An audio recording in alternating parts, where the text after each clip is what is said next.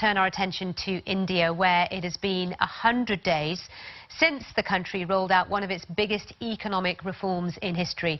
It overhauled its taxation system, bringing in the Goods and Services Tax, or GST, a single unified tax across India. But many small and medium-sized businesses are finding it is not as simple as promised. Yogita Lamai reports. It's been a hard knock for many small companies. Factories like this one have been grappling with the changes to India's tax system. Here they make shock absorbers, most of which are sold overseas.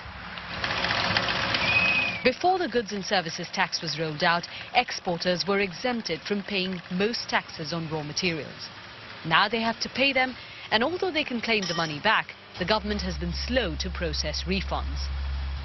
This means many small companies have been running out of cash. On the cash flow side, I would like to say that the refunds procedure needs to be tackled very immediately on priority. The funds which have been blocked in the government treasury needs to be immediately disbursed. The government has now taken note of the exporters' problems, and on Friday they announced a few changes.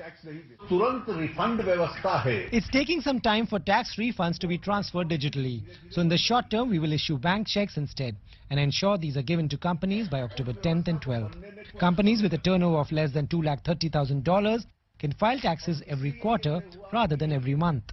This may come as a relief, but cash flow isn't the only problem. Finding the correct tax rate to be charged for every item they buy and sell from a government list of hundreds of goods and services is proving to be a big challenge.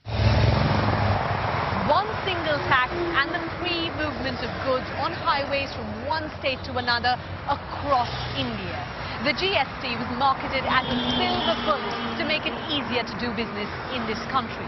But more than 3 months after it was rolled out, many small companies, traders and consultants are still struggling to understand how it works. Even so, many business leaders believe that the new tax system will benefit India in the long run. In a country like India, you can't have a single rate because you can't tax, say, luxury items the same as essential food items. In a developed country, perhaps you can have a single rate. So, but I think they've already announced that as time goes by, they'll reduce the number of rates. And I think overall, it will do the economy a lot of good. With its latest announcement, the government has shown that it's listening to these small companies. But implementation has often been a problem in India. The country is already seeing a slowdown in growth. And that can only change when production begins to pick up at factories like this one. Yogita Lamai, BBC News, Mumbai.